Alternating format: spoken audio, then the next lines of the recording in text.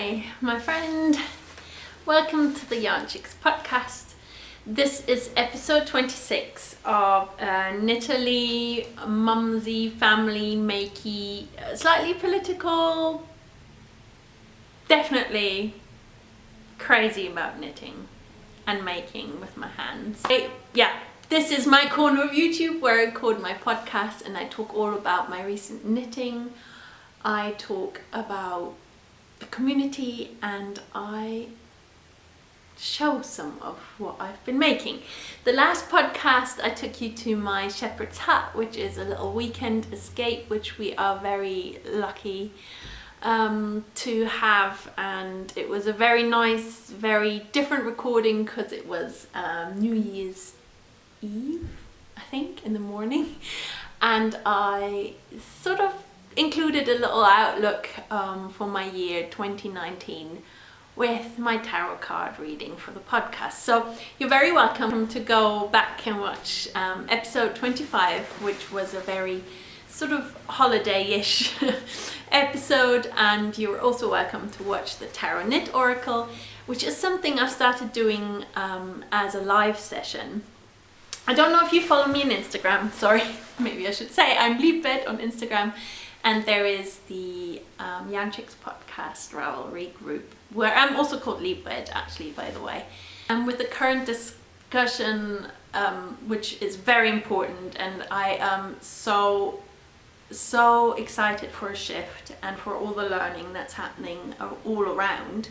But I realized that some people have got questions concerning this. So the Tarot Knit Oracle is there for you should you want a little perspective from the tarot card reading. It's something I'm giving back. One of the cards I wanted to introduce in the end, rather than saying picking a card today for my Knit Tarot Oracle, I wanted to talk about the Chariot to sort of frame my perspective and what has helped me in our live tarot cards reading when it came up as a card, as a sort of perspective of what's going on at the moment for our community, which is symbolic. I mean, it's not symbolic, it is urgently necessary, not only in the knitting community. Racism and exclusivity and feeling unwelcome and unseen is a terrible situation and needs change, and one of the ways that I'm tackling in my own universe, in my own small way, is by reading Me and White Supremacy. It's a workbook by Laila F. Sad. I can really recommend it. We have a little reading circle and there have been books coming up by Audre Lorde. I will put all these names down here so as to have links to these books, as well as the White Fragility book. I found White Fragility as an ebook from my library, so I don't have to buy it. I think that's great. The Me and White Supremacy workbook is a free resource from Laila, and I urge you to consider going through this process. You have to have time, you have to have energy, because you know, as I talk about this, there's a huge there's a huge emotional process, and my shoulders are already tensing because I feel like there is so much wrongdoing through silence, there's so much wrongdoing through ignorance, and learning is a huge task in this case because it includes unlearning and actually tackling racism. For those who are coming after us, for our kids and their kids, I do think it is highly necessary that this work gets done. And it doesn't get done by just saying that, oh, we should support people from all sorts of backgrounds, and you know what, that's kind of like leaning back into your privilege. Hey, show us what you have, you know, do what you do and we'll support you. I've gone off on a bit of a tangent, but that's just because it's highly important to me for you to know that I'm doing this work and it's hard work, and I am doing the same thing. I'm going into it, I'm diving back, and I think that is the privilege of this being an exercise. It's opened my eyes to a lot of my own behavior and a lot of the things that I want to change, and I want to change for future generations and for our community right now. Someone rightly pointed out to me, it's like, you're not going to change this in your lifetime, most likely. I will not change the overall situation, but I will change within myself, and I will make sure I stand up for people when they are hurt, and I have their back, and I listen and I process for myself. And I'm on this path, and I'm just one voice amongst many. I highly recommend reading up. And that research isn't always on our phones. That's what I'm trying to say. Like, there are so many books out there, and there's so many good TED Talks, and these are all, like, obviously surface and informations that you can use to inform yourself and to create change. Like any change, that takes effort. I'm here to do the work.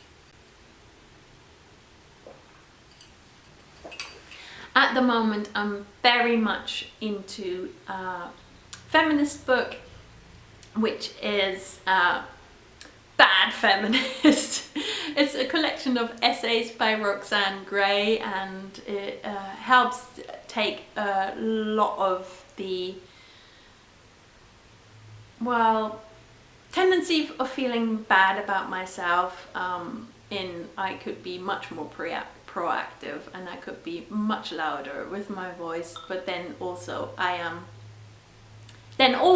who I am, and I might speak up when I speak up and how I speak up. So my podcast is obviously a place where I want to write and speak up, and so is my zine. So my zine is actually a knitting zine, but there's some political sides in it, and there's also always a tarot card. So bit by bit I'm creating these little artistic tarot reflections, and that's also what has helped me delve deeper into tarot card reading. And the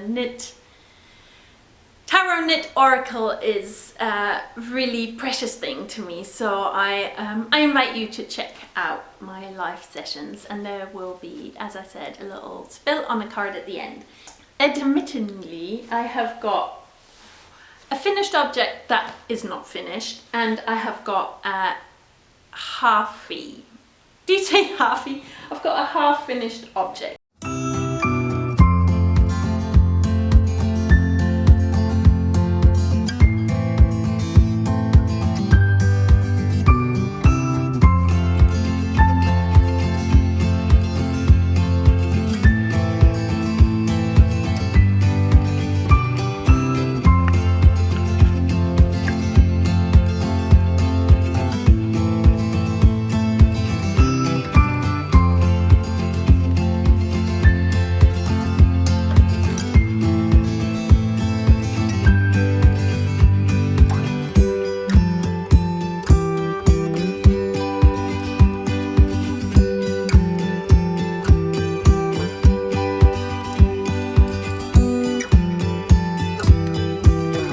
Started knitting this January 2018, so I've been knitting on this for a year, and I had the yoke just flying about until around May, so that was 4 or 5 months. The yoke was finished, but I had a dodgy stitches where there was 3 colors being worked and held whilst knitting at the same time.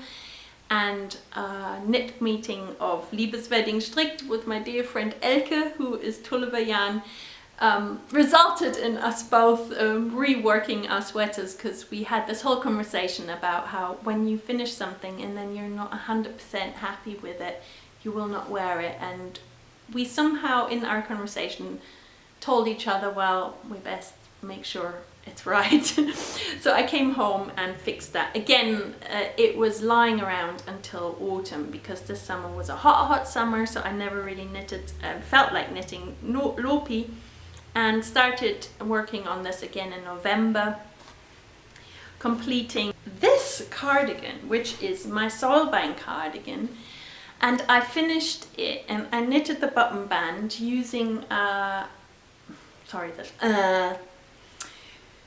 using intarsia, so that I could have beige at the top and then grey for the main body of the cardigan. I really like this sort of meld in the colors, in these subtle colors that I chose, but I would have had to have knitted the whole button band in the beige, and I don't like that. I don't know. It was somehow something that was aching my eyes and that I wanted to amend. So I just used YouTube to learn intarsia. Now that I've finished this, as in I steeked the cardigan and I knit the button bands, I'm not so happy with the stitch definition on the button bands. I'm going to include some footage, one of the steek, I filmed it, and two of the button band close up as it is now. Because this is not finished, I'm gonna undo the button bands and redo them again, because I want them in this much finer, I want them at another gauge. I want the button band to be tighter and neater, and yes, I'm gonna redo the button band. I mean, we're talking about one day's work. It's Sunday today, so I could maybe do that today. I doubt I will. But it's like a one day's effort, and I'll be happier because it'll be more perfect. So I wanted to share this as a sort of finished object that's not quite there, and share with you how I'm actually, when I go into these frozen states of doubt, I'm holding myself accountable to my own words and make myself do that extra work to get it perfect. And I'm quite happy that I can come to those conclusions with a little bit of help from my friends.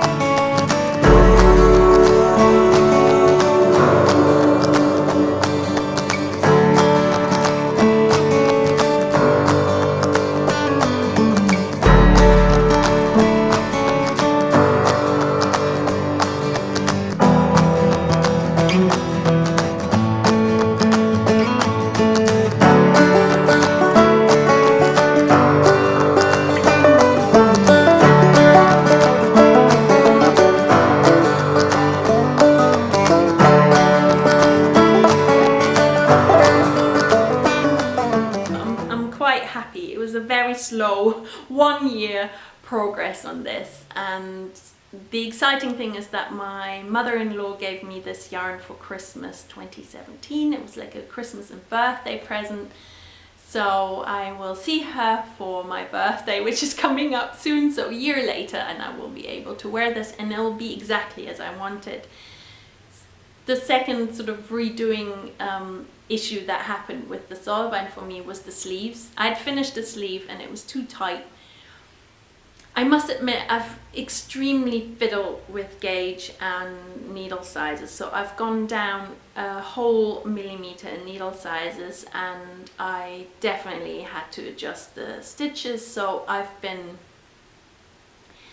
hacking away at this pattern, hopefully in a good way, and hopefully with a good result. I'm pleased with it as it is. I'm pleased how it sits. Again, it's slightly tighter than I envisaged. I wanted a sort of oversized, loopy, loose cardigan, and it fits perfectly, so I can wear a long sleeve under it and I can wear a shirt underneath it, but I can't wear another sweater underneath it or a sweatshirt or anything. So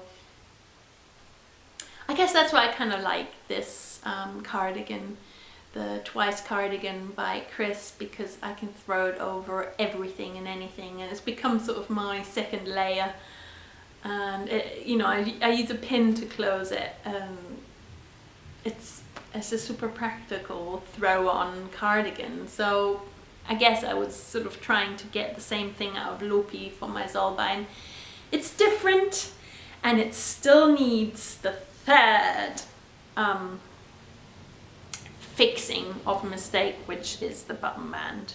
I will have it in this Intarsia fade, but it will be knit on a 4mm. I've knitted this on a 4.5, might even go down to 3.5. I want a really nice, neat and tidy button band. So watch this space. It's still not a finished object. It is so close though. I can't tell you how excited I am to finish this. And I'm also excited to finish a huge long shawl tuch wrap. This is so long by now. The amazing full moon wrap by Emily Foden, knitted in Hey Mama Wolf Coburger Fuchs, a reddish creamy color with these squishy brioche full moons on a garter stitch background, and it's very, very long. I think I've just measured, it's 1.90 m, and I've got to knit another 20 centimeters. I'm not sure if my steam is going to run out before then, or if my yarn ball is going to run out before then. I guess this will only last me this repeat, so I'd have to crack open another skein. I am not sure if I can. I started being a bit impatient with this one. I want it finished and I definitely want to take it to Edinburgh and wear it around EYF, where I will see Emily again after a long time, and I want to see these full moons blocked and done. So I might just sort of try and finish this skein and see where I end up, and block the shawl and remeasure, and this is so exciting because the edges will have this sort of another edge knitted on, so stitches will be picked up and bobbles will be knit, so it has sort of like a textured edge, and I want to use an indigo blue for that, so I'm very excited. And then there's four tassels, and I'm thinking to maybe use more of the Coburger Fuchs for the tassels and just have the blue lines. It was mainly because I wanted to have a full moon wrap, but I wanted to include other phases of the moon as well, and the blue lines for me will symbolize the new moon. New moon for me is also an energy that is super important and fresh, because I live quite cyclical lunar. I'm quite a lunar character, and the new moon to me is almost as important as the full moon. So the full moon wrap should have a bit of a new moon in it. And I've done some experimental brioche work here, for example. I don't know if you can see it. It's sort of like a crescent moon in brioche. And then I have one accidental, this was an accident. That's when I started thinking, okay, they don't all have to be full moons. Sort of like a disc with a little slice missing. It's all here to remind me of times where I sit together with my friends and chat away and forget, well, in that case, I forgot, it's in hindsight, to toggle away on my row counter. The row counter for this pattern has been a lifesaver because I can have this in my bag and being super strict with myself and always making sure I'm turning after each row, and then I know where I am in the pattern. So I've given myself this explanatory how many rows I have to do of how many parts of the brioche pattern repeat, and that's helped me. So I know that off by heart, and I use the row counter to guide me through that. So I'm sure, I know I've probably said this before, shame on me. I've said before that this will be a finished object. It's not. Things are going on, you know. I'm not just knitting anymore, is what I'm trying to say. I'm reading again, which is exciting and is important. So this full moon wrap lives in one of my most savoured cotton bags from Brighton.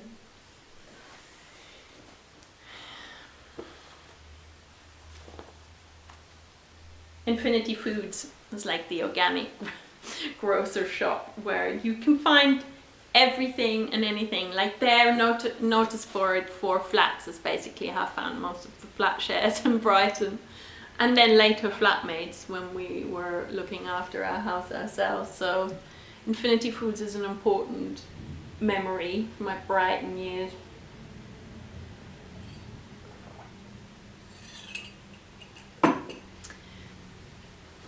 Okay, so I've spoken about the full moon and I've spoken about the soul bang. So I'm going to talk about my half FO, which you've guessed right, it's sock alarm. It's a sock. This, oh, I should get a sock blocker. Hang on. Okay, I've put the sock on the sock blocker now, and I'm so happy with this. This yarn is called Gimme Space, and it's by Ocean by the Sea, and I absolutely adore this colorway. It has these sort of wavy feelings of going into like greeny blues, and then there's tiny specks and pops of sort of purpley red, which I would say is like a red currant or a black currant. And in my feedback on Ocean's Etsy shop, I said it's like red currants floating in the crashing waves, you know, where you see the sort of the blue of the sky reflected and the greens of the breaking waves with the sort of white foamy bits, and you have these like little pops of berry colours floating on the surface. I kind of, yeah, I still feel like that symbolises the colour of this tweedy yarn most fittingly.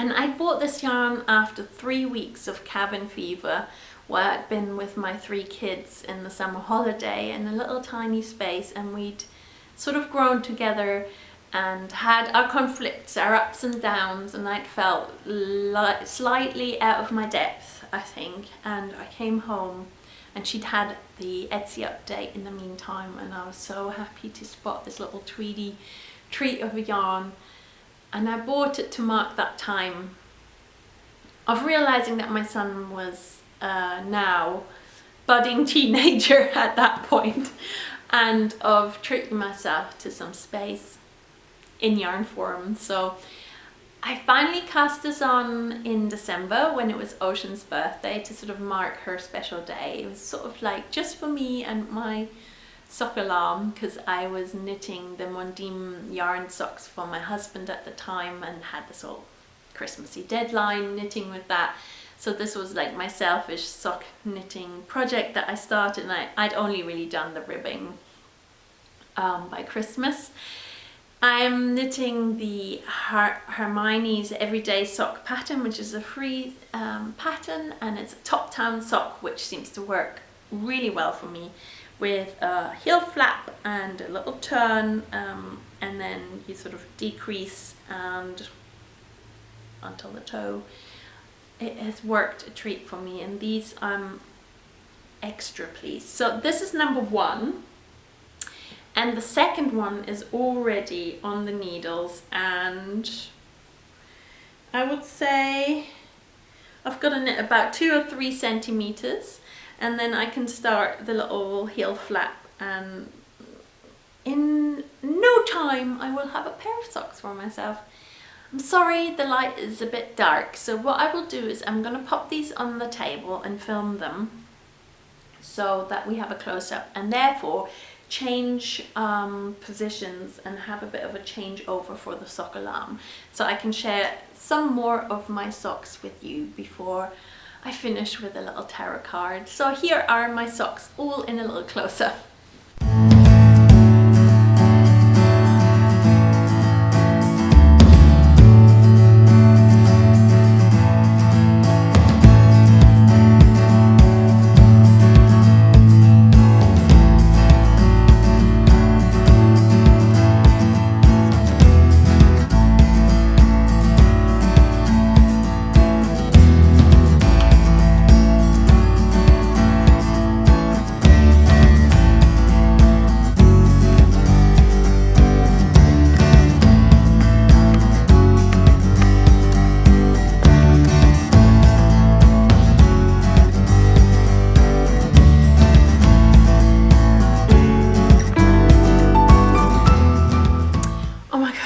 Become a bit of a common thing in my podcast that I have to swap spaces halfway through. I'm considering if I should just refilm everything I've done, but welcome to the second part of my podcast. This time I'm sat at our table and I've just shared a couple of my sock projects with you that I wanted to talk in a little bit more detail. So I have reached almost the point of knitting the heel flap for this amazing Gimme Space colorway sock. It's Hermione's Everyday Sock, and it's Ocean by the Sea's amazing tweedy Wensleydale, I think. Oh god, she told me the quality of the yarn recently because we were writing again, and it's definitely a very specific breed, and the color is super specific. I love it. There is so much depth to it, and I especially like the little flecks that the tweed is adding. So I will be wearing these and treasuring them. Already in the skein you can see the sort of different colors and added texture of the tweed, but knitted up it shines and sings, and I am so pleased. A sock for me. I'm knitting socks for myself. It's the sock alarm dream come true for me, and I'm very pleased that I can knit with yarn that my friend has dyed with plant dyes. It's very precious. And this is not the only sock that's on my needles. As you saw, I'm also using my Haya mini circulars to knit the Kia sock. This is a sock design which is free on Ravelry by Dawn Landix, and she's hosting the little Kia sock Cal. I'll put the exact hashtag down here, and please go and check out her Ravelry page with this pattern. But do not only purchase that, go and buy the woman a coffee, because she's designed the sock and she's hosting the knit along. She deserves a coffee. And I think that's just fair, especially with free patterns on Ravelry. I don't know what your stance is, but I don't go and milk it. I'm thankful for it, and like Hermione's Everyday Sock, that's another free pattern. I've learned so much from it, and I am thankful for it, but I wouldn't just use that, especially if someone's hosting a cal as well. That's a lot of effort. I know how much effort that is. So do go and support Dawn, please. And you can also buy a coffee for Ocean, which I think that's perfect. Go and buy coffees for everyone. So Dawn is hosting the Kia sock cal, and I have decided to start up my Kia sock with this sort of white speckly little mini skein that Ocean sent along when I bought Gimme Space. And I am super happy. It's super fluffy and soft. I will, however, then continue knitting the main sock because I've only got this little bit, so that will last for the ribbing, and that's why what I've planned to carry on knitting in this super pink bright Mondim sock yarn, which is 100% woolen sock yarn by Rosa Pomar. And I think the textured stitch of the Kia sock will look really nice in this extreme pink. I wanted to soften the blow a bit with Ocean's amazing gentle plant-dyed speckles. And also this is super soft, so I think at the top of the sock it's quite nice to have something that's very gentle and soft. I am a huge fan of Mondim, and I will share more about that in a minute. But it is very woolen. It's a rustic sock yarn, and I think the combination will make this both sort of sing together. So they're tiny at beginning. I've started. And the same counts for my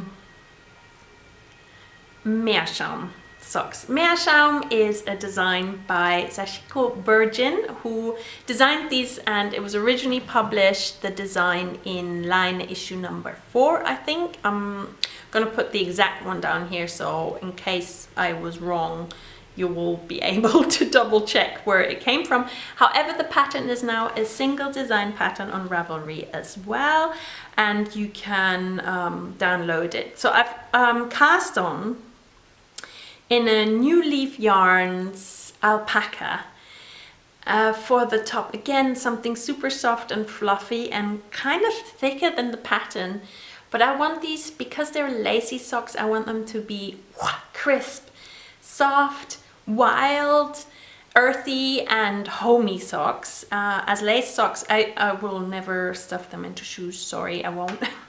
I want to wear them, and I've got quite feisty ankles, and I do not want to feel self-conscious or bad about my feet when I knit some lace socks for myself. So I decided to go quite, just go with the stitch count and have quite a wide top and maybe looser fitting lace socks so I don't feel self-conscious.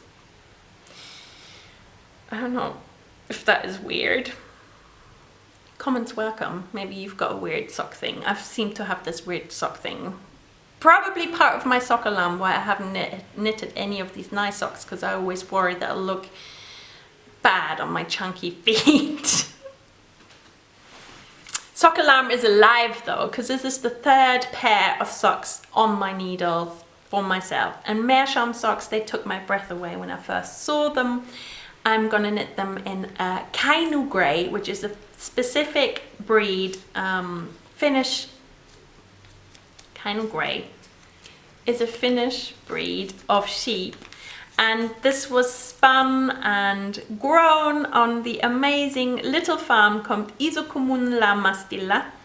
And that means small hill farm, or small farm on the hill. I hope I translated that right, or said it right. And Isokommun La Mastilla had a stall at Jyväskylä when I was there, and I loved seeing her spin and her spinning fibers. Cheeky me, I didn't buy any Gotland, would have been perfect. I will definitely try and get some this year. However, I'm gonna knit the amazing Meerschaum sock in this kind of chunkier sock yarn, and it will be going super well. It goes well with the, where's the little skein? Oh God. It does go really well with the alpaca. Weight-wise, I think it will work out. I might have to add in some more fin sheep for the sock, for the foot of the sock, because again, this might not be enough. I'll see. I'm gonna play it by ear, so watch this space for some fun meerschaum sock exploration of new leaf yarns, and I think it's a Goatland alpaca blend, and then a kind of grey, and then I'm gonna add fin sheep for the feet, I think. And this is the little tag, and it's exactly 101 gram. I reckon it's not enough, but who knows, we'll see. It's a bit of a meerschaum sock experiment on my needles. I have recorded a little sock special for my Yarnchix zine, which is going to be these little secret podcasts, and I'm talking all about my exploration of the different kinds of needles. I'm very excited to share that with my Patreon supporters. I haven't got much else that I'm knitting at the moment. I did cast on something, feeling inspired by all the podcasts that I've watched over the sort of break of the season. I've become a very huge fan of Books and Cables. Heidi, her sweaters are amazing. I don't know how she does it. She knits some amazing colorwork stuff in quite an impressive speed. So I hugely recommend watching her podcasts. I sort of caught up with all of her vlogmases, and yeah, it's very inspiring. Which other podcast have I watched? Some KnitLib. She also has, Susan has an amazing vlogmas, which is also more sort of compressed, a bit like mine. Not a daily vlog. They were nice. I don't really like all the unpacking and unboxing ones, so I didn't really partake in much other vlogmas viewing because it just makes me jealous of all the things I can't have. I don't have. However, I watched Wild Handmaids, which is all you knit is love. They were lovely. Leah's little vlogs, I kind of liked them because they were uncommented, and she got a nice little advent calendar, so I watched hers. And I know lots of people are knitting these little blankets, especially from the mini skeins. It sort of makes sense. So what I've started doing with what I think I will have as leftovers from Oceans by the Seas, I've started this 10-stitch blanket, which is a little blanket design that we have at Volvind, where I work, and where I'm going to take you on my little commute for my knit reportage, so that you actually see where I work. Because I say, oh yeah, I work there. But the podcast is sort of like in this empty space away from that work in my sort of other woolly life. So what I thought is, wouldn't it be fun that I film my commute, my daily journey there, and how I open the shop, and maybe I'll film around the shop a little moment, and then and then that'll be it for my knit reportage. And we have one of these 10-stitch blankets there, and it's something that's very admired by many of the customers. So I thought, oh, I want to do a 10-stitch blanket with all my sock yarn leftovers of socks that I'm knitting for myself. So some kind of color code will happen there. Anyway, I'm starting with this because that is the first pair of socks. Because this is the first pair of socks that I started knitting for myself with the sort of enthusiasm of going into sock knitting, and I'm so pleased. It's gonna be a nice little center line. Basically, it's knit like a spiral, around and around and around. As the last thing in my Knitterly podcast, I'm gonna share the swatch story with you.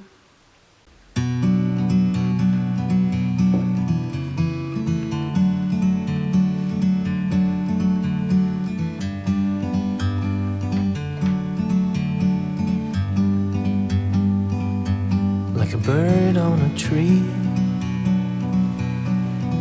I'm just sitting here. I got time. It's clear to see from up here.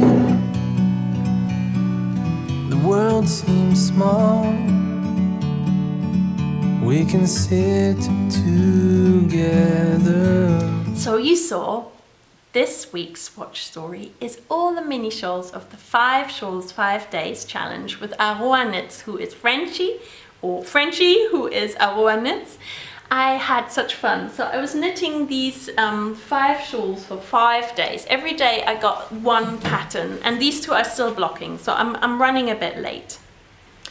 I used only Mondim yarns. I have all these bits and bobs of Mondim yarns, and I'm a huge Rosa Pomar fan anyway, but her Mondim yarn is so good. I knitted my husband a pair of socks in it, and now I'm knitting away with all these little shawl swatches, so learning. So all these different shapes. And I've sort of carried on knitting longer than half an hour. They're all a bit bigger because of their destiny being teddy bear shawls, and little Myrtle Bear is bringing them to the picnic. He's preparing a little picnic of all these knitterly and funny crafty gifts are going to go into his teddy bear community. And maybe you can see this one's the smallest one. It's going to be like a little picnic blanket doily. I kind of thought that would be nice to put like some of the food on.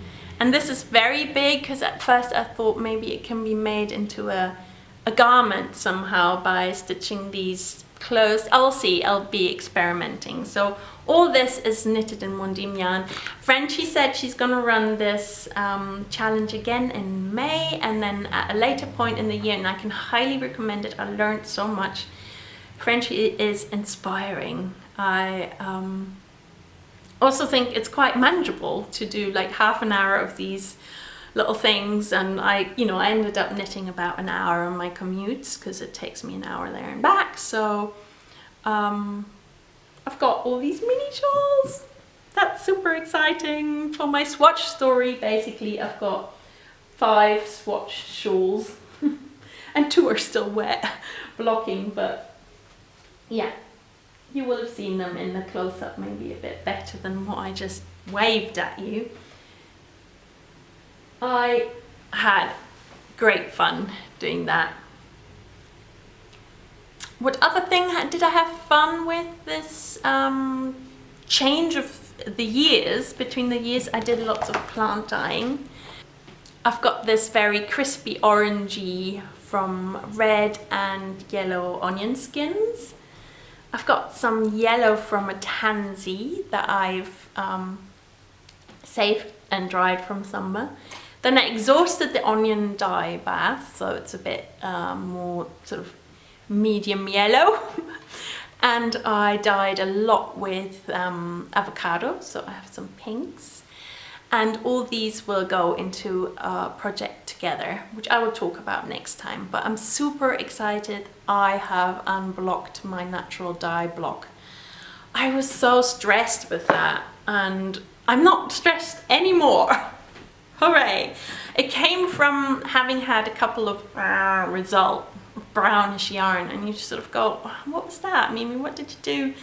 And yeah, I wasn't very convinced I was a good natural dyer. But now I'm having fun with it again. It was just a sort of playful time. I'm very pleased. So watch the space for more dyeing. Also more sewing coming next time. I don't have time for the sewing projects that are in my hands because I hand stitch quite a bit. I just wanted to say, I wanted to show you one important tarot card, and I wanted to say that I'm working away on the Yarnchix zine number 5, and I've made this little forward birds read. It's part of the cover. This time I'm going to design the cover. I've got some amazing contributions coming to that, so I hope it's going to be a fun cover. I'm going to do something else with the front. This is the back, and I'm sort of playfully playing for the knitting zine. I love my knitting zine. It's sort of an outlet of joint thoughts and streams of consciousness, and a bit of tarot, a bit of recipes, a couple of patterns this time, a couple of interviews. So it's, I think, yeah, I can promise a very good 5th edition coming up this month. I guess maybe I will edit this right before February, or maybe you'll just be able to see this in February. So February will be the new zine, the next one, which I'm very excited about. Okay, I'm gonna share the knit reportage of my commute and my work, and then you will see the little tarot knit oracle spill. I hope you enjoyed this funny, jumpy episode. I'm very much, can't really say excited, happy, or thrilled. You can just say, I'm here for this community and doing the work, and if you want to talk about it, I'm here. And if you want to read some tarot cards about it, I'm sometimes live, or if you want to ask the tarot cards just any questions, and literally questions that everyone can see for the podcast, you can always ask me in the comments. A question that's quite private, or you just want to discuss or read in a smaller circle, we can always do it in the live session. You're very welcome to those. Okay, thank you so much for coming. My name is Mimi, I'm Liebwed on Instagram, and I have the Yarnchix Podcast revelry group, which is a bit dormant, but it'll wake up. I'll wake up with people coming there and sharing there. Happy knitting, and see you soon. Bye-bye.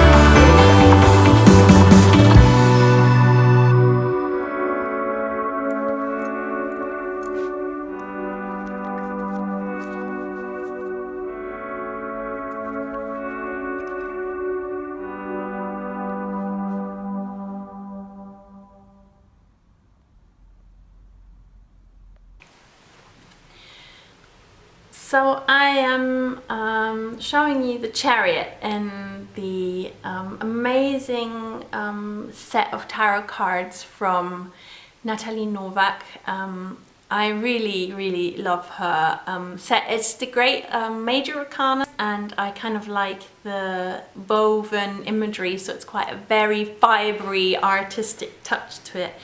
And the Chariot is something that came up in one of the live sessions about what this path is that the community is currently on, of change and reflection and calling out. It's really good because there is a path full of confidence that it will lead to upheaval that is positive, as in dismantling some of the structures that are hiding the true gem that the community is, the loving, the caring and the crafting, so as to restart. So it's almost like we're only gonna heighten the wealth and the excitement and the community spirit by doing this work. And I kind of like how it says this is a new path, a path of change. We're taking this path serious. We are full of energy to do the work and dismantle and move forward.